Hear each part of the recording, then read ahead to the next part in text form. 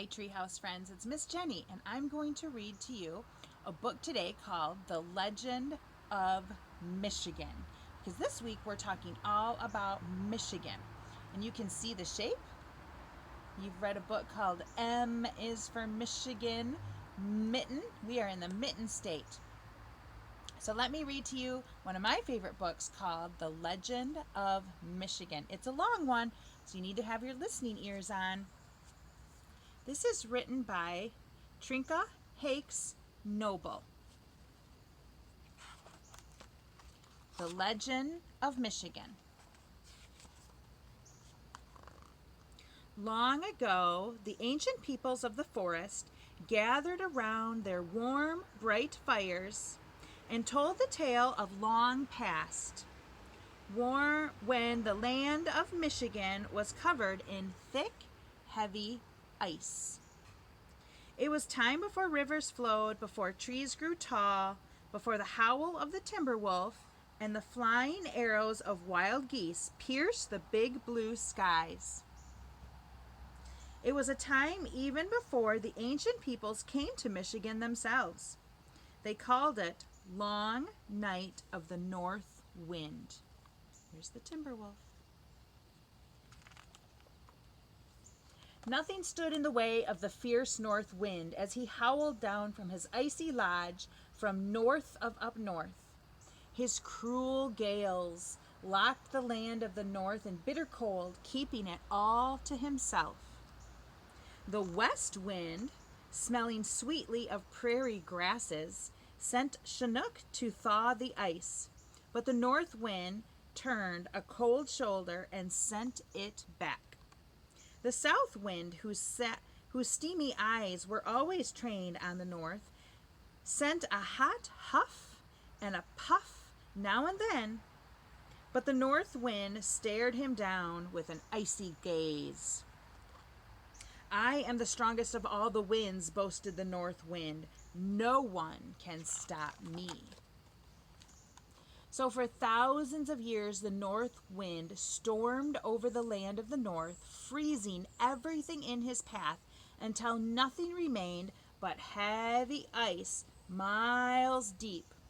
Its massive weight crushed rocks, scooped out great wide basins, and dug long ravines.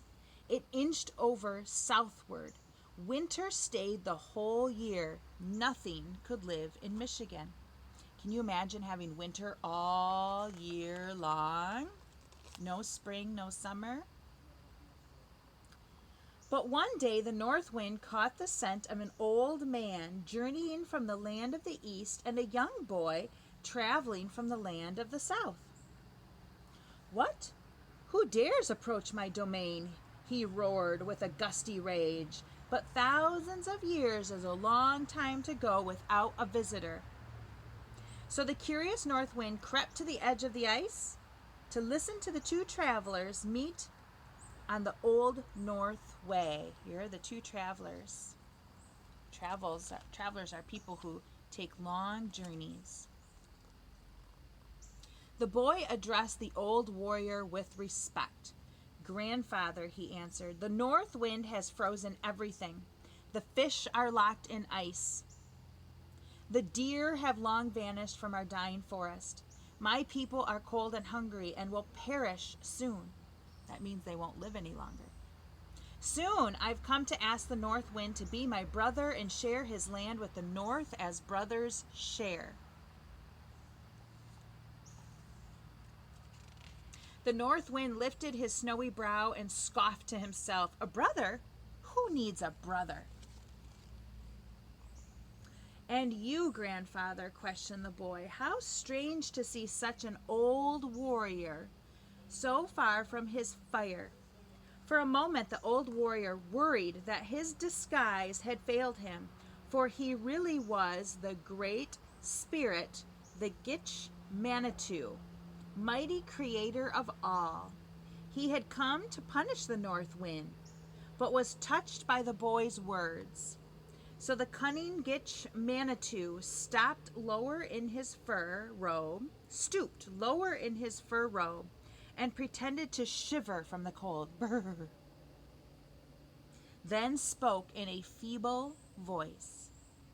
And that is why I'm so glad our trails met, little warrior. You are young and pure of heart. I am old but have the wisdom of many winters.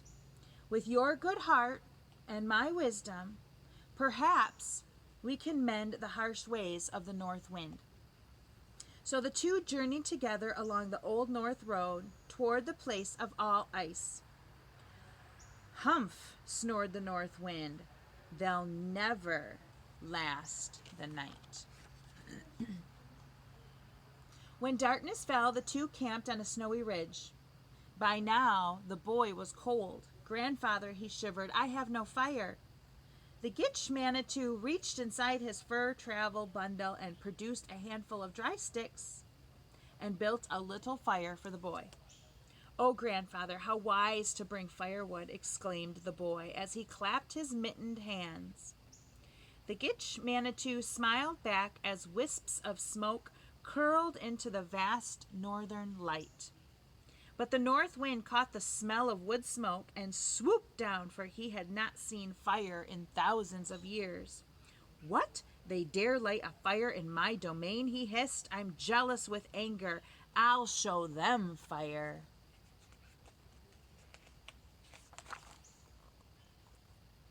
Does anybody know what these are? Some of you may have seen them. Suddenly, streaks of light began to flash and flare across the northern horizon, then soared high into the shower of shimmering light, green and yellow, pinks and blues, arching and dancing across the dark heavens like the glinting spears of many tribes, and the boy jumped to his feet in wonder. Oh, wise grandfather, what is this I see above me?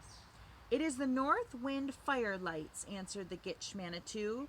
The north wind is showing us his powerful sky fire. They're called the Northern Lights. You can see them in Michigan. The boy was drawn to the lights like a magnet. He raced to the highest point on the ridge, spread out his arms and twirled. It is the north wind inviting me to dance with him. Surely he wants me to be his brother, laughed the boy with an uplifted heart. The north wind was displeased that the boy did not fear his sky fire. No one had danced in his domain for thousands of years. So he sent more and more shimmering spears of light fanning out across the night sky until they nearly surrounded the little warrior. But the boy only danced on. The Gitch Manitou watched in silence as he did not trust the north wind. Tomorrow we reach the place of the tall ice, he mused under his breath. Then we'll see if the north wind can change his ways. But the next morning the north wind was up to his old tricks. Relentlessly he sent freezing sleet beating down on their camp, sealing everything in ice. The little warrior woke hungry and thirsty. Oh, grandfather, what will we do? The mighty Gitch Manitou again reached inside his travel bundle and produced a supple gray twig. Instantly, it was coated in ice. Here, let's melt this slowly in your mouth. The boy smiled, for the ice tasted like sweet maple. The north wind has made ice candy for me. Surely he wants to be my brother, beamed the boy, as they continued on their journey.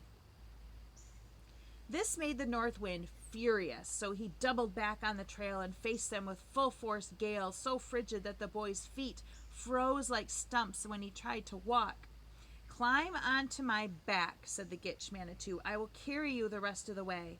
Then let me give you one of my mittens, offered the boy as he handed Gitch Manitou his left mitten and scrambled up on his back. The Gitch Manitou marveled at the mitten's warmth. Tell me of the mittens, little warrior, asked the Great Spirit as the two journeyed on. They are double deer-skin mittens, began the little warrior.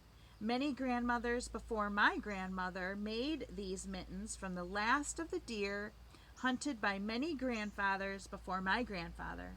And when there was no sinew left for the repairs, continued the boy, my grandmother sewed deerskin mittens.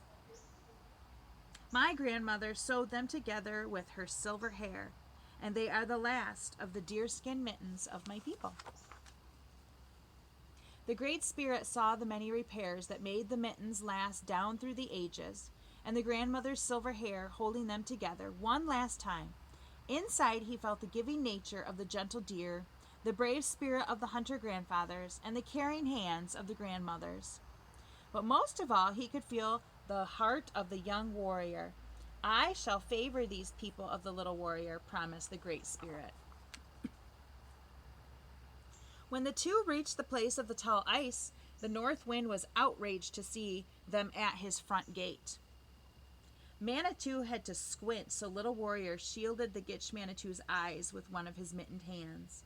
Then the great Gitch Manitou raised his own mittened hand against the north wind and demanded, "Stop! It's time for you to share as a brother shares." "What?" bellowed the north wind. "You dare hold up two little mittens against me?" But the mighty Gitch Manitou had made the mittens more powerful. So blow as he might, the north wind could not pierce the double deerskin mittens. Again and again he tried, shrieking and howling, but the Gitch Manitou and the little warrior kept the mittens in place until the north wind blew himself out. It looks like the upper and lower peninsula. "Oh no," gasped the north wind with suspicion as he began to lose his icy grip. "The Great Spirit must have a hand in this." Fearful of losing everything, the north wind began to bargain with the Great Spirit. "I agree to your demand. What do I get in return?" "For the moons each year your cold winds can rule the land," said the Great Spirit. "Only 3 months? That's all I get?" whined the north wind as he grew weak. So the Great Spirit sweetened the deal, for it was part of his plan. "After the south wind has sent his last warm puff, called the Indian summer," that's what we're in right now, Indian summer, "your frosty winds can paint the leaves of the trees bright red and deep orange and golden yellow. This will tell the people to harvest and store their crops and gather their firewood for your coming. Then you can turn the land white with snow.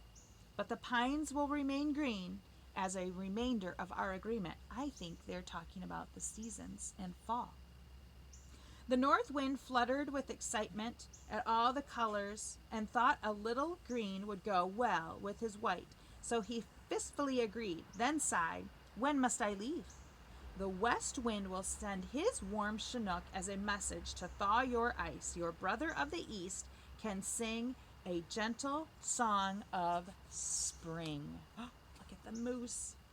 The north wind began to warm to the idea, but hesitated. "What about my sky fire?" "The northern lights shall always be your domain," noted the Great Spirit, "and at night the deer will stop their brows to admire you, and the moose will lift their head from the rivers, and the timber wolves will serenade you." That means to sing to him. "And my people will come from their villages," added the little warrior, "to gaze at the wonder of your dancing spears of light." "And will the children dance for me?" whispered the north wind. "Oh yes, brother north wind, all the children will dance," promised the little warrior.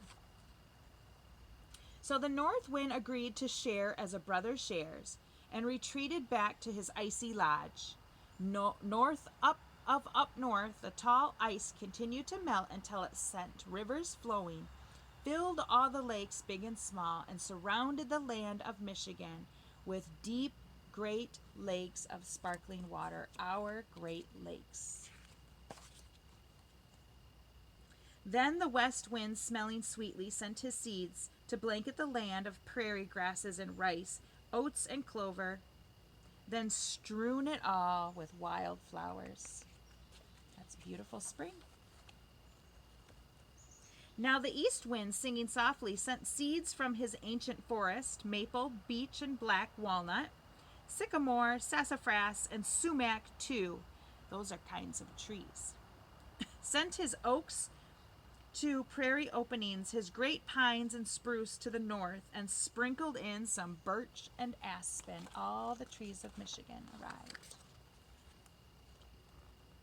And the south wind, with his hot breath, sent to fruit trees, plum and cherry, sent grapes and wild berries, sent the squash and the beans and the pumpkins to the land of Michigan. There's the pumpkins. And our cherries.